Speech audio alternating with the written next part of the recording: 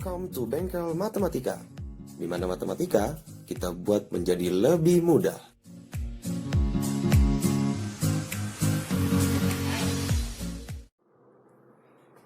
Ya, di video saya kali ini saya akan menjelaskan tentang beberapa submateri pada matriks. Kalau kemarin di di video saya sebelumnya tentang matriks itu saya bicara tentang konsep matriks, materi awal tentang matriks. Nah, sekarang saya mau bahas 3 submateri. Sebenarnya banyak nih submateri tentang matriks, tapi saya mau bahas 3 dulu.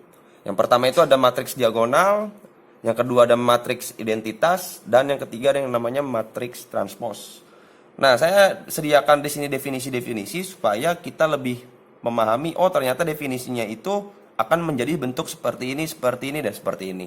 Jadi, saya mau mengajarkan kepada kita semua supaya kita tidak mengabaikan yang namanya definisi, karena dari definisi itulah bisa sebuah submateri itu bisa menjadi berkembang gitu kira-kira.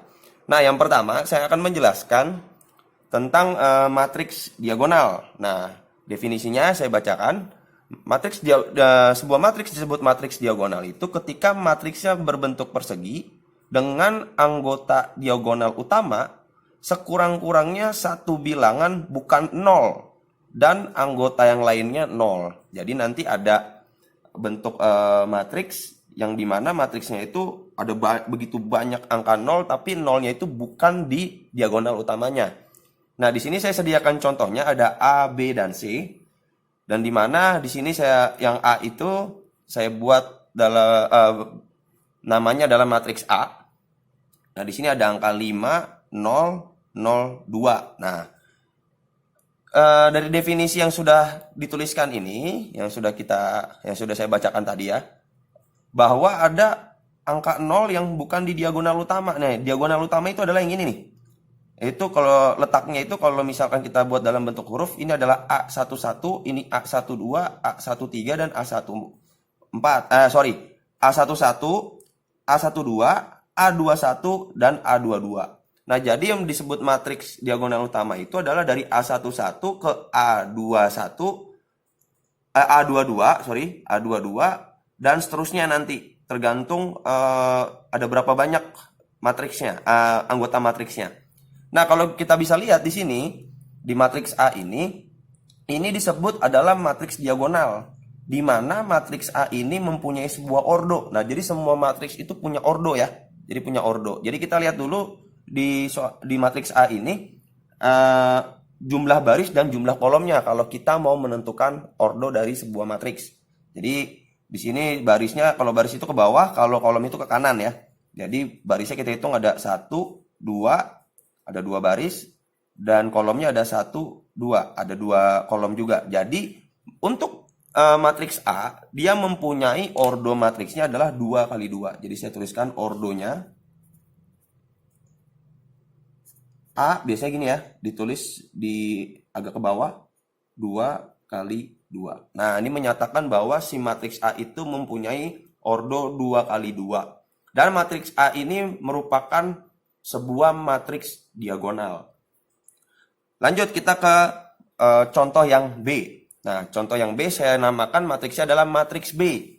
Di mana matriks B itu adalah matriks yang juga memiliki ordo juga, tapi ordonya beda dengan matriks yang A. Kita hitung dulu jumlah barisnya 1, 2, 3, jumlah kolomnya 1, 2, 3. Nah, jumlah baris dengan jumlah kolomnya sama. Kenapa harus sama? Karena dia bilang di definisinya adalah matriks persegi. Nah, ini kan sebuah persegi ya. Kita tahu bahwa definisi persegi itu adalah yang mempunyai sisinya sama. Kalau ke sini 3 berarti juga ke sini 3, ke sini 3, ke sininya juga 3. Jadi panjangnya itu sama. Nah, ini kalau dilihat ini sebuah matriks persegi. Yang dimana diagonal utamanya angkanya bukan 0, tapi dia memiliki angka yang bukan 0 gitu kira-kira. Bisa negatif nggak? Boleh negatif, nggak jadi masalah. Nah, yang lainnya, anggota yang lainnya bernilai 0.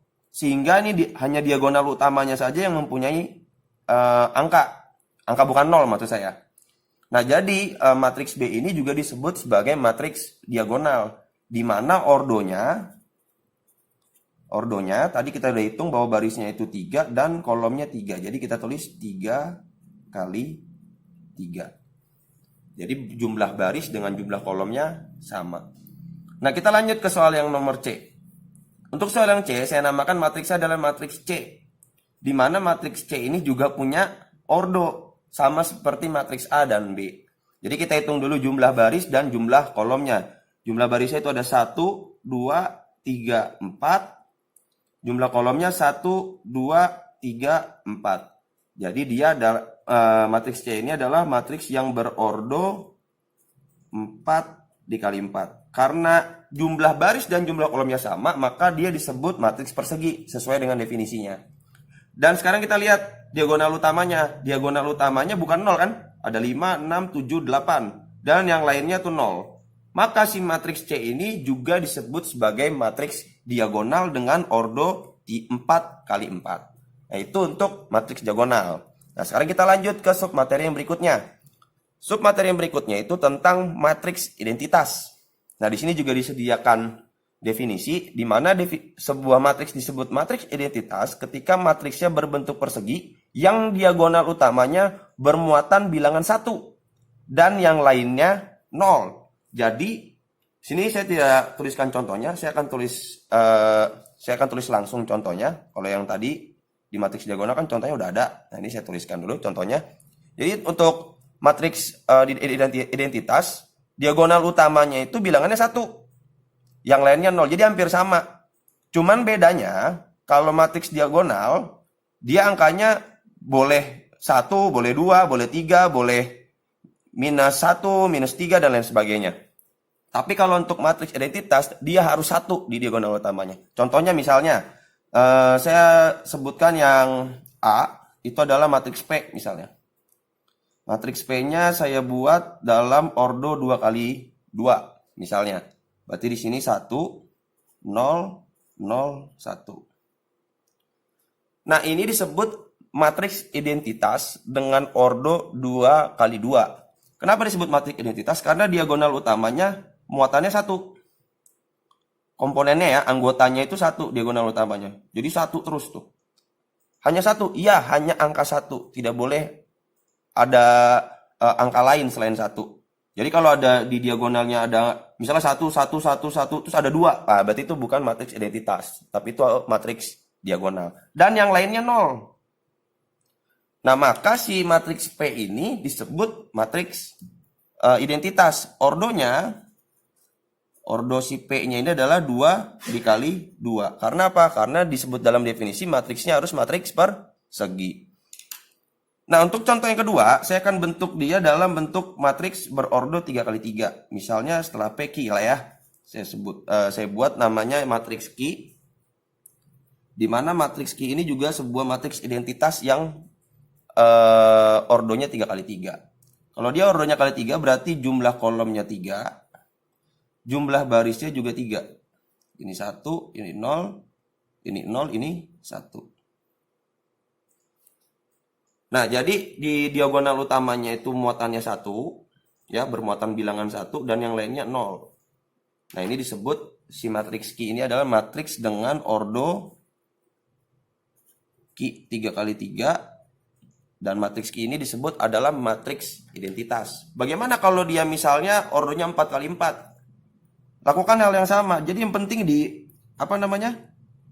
di diagonal utamanya itu angkanya harus 1. Tidak boleh ada angka selain 1. Misalnya sini 1, 2, 1. Nah, ini yang lainnya 0 misalnya. Ini disebut matriks identitas nggak kalau misalnya di sininya 2? Enggak. Kenapa? Karena ada angka yang bukan 1. Nah, jadi kalau misalnya dia ada angka yang bukan 1, berarti dia disebutnya matriks diagonal.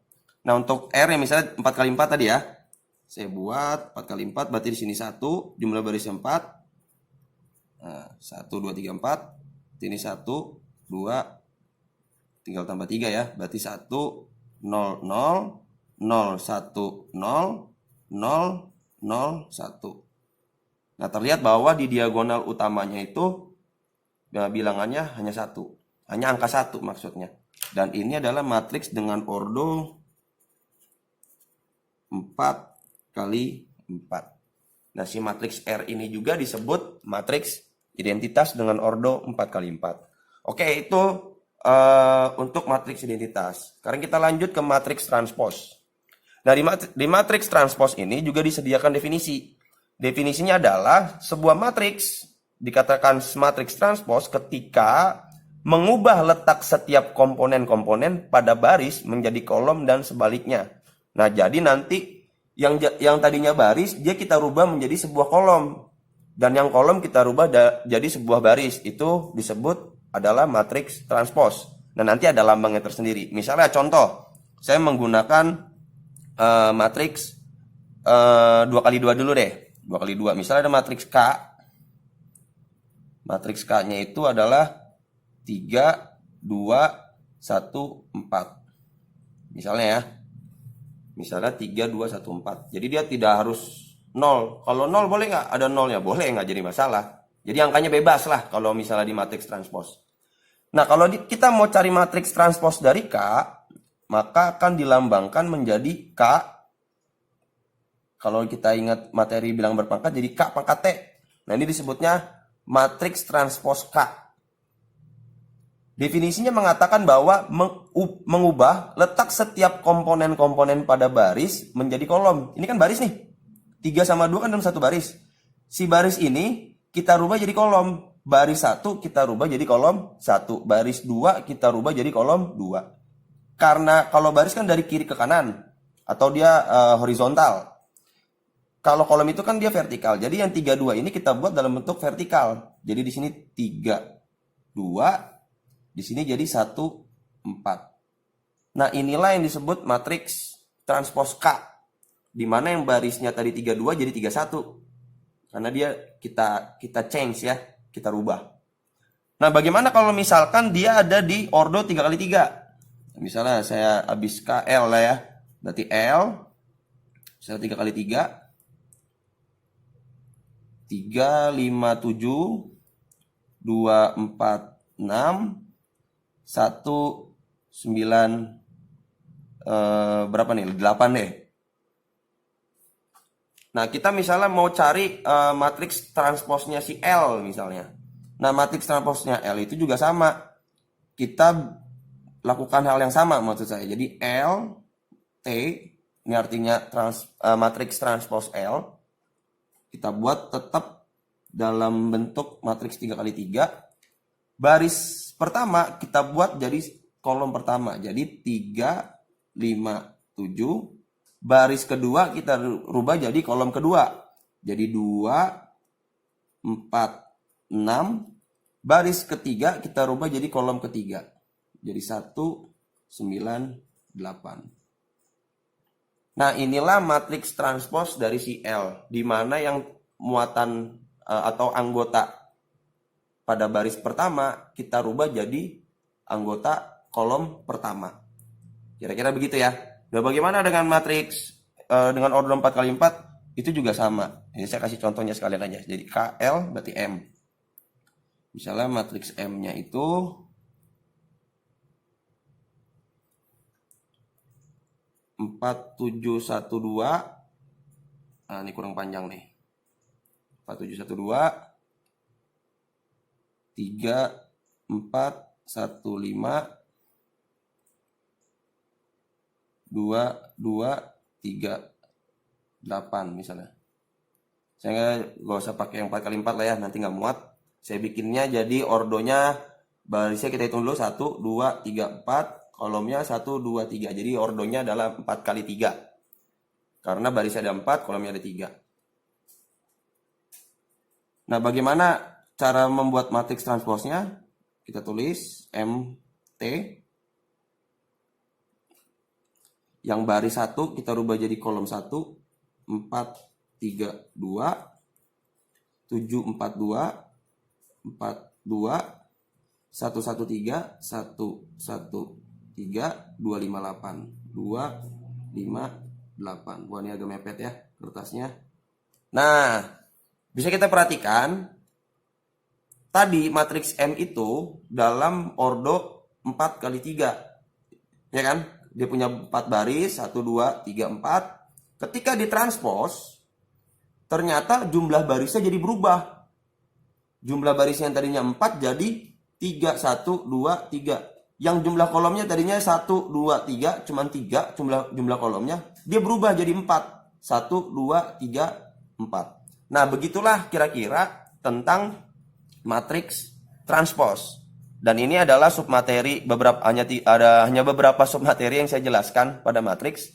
Dan di video saya selanjutnya saya akan membahas tentang submateri lain mengenai bab matriks.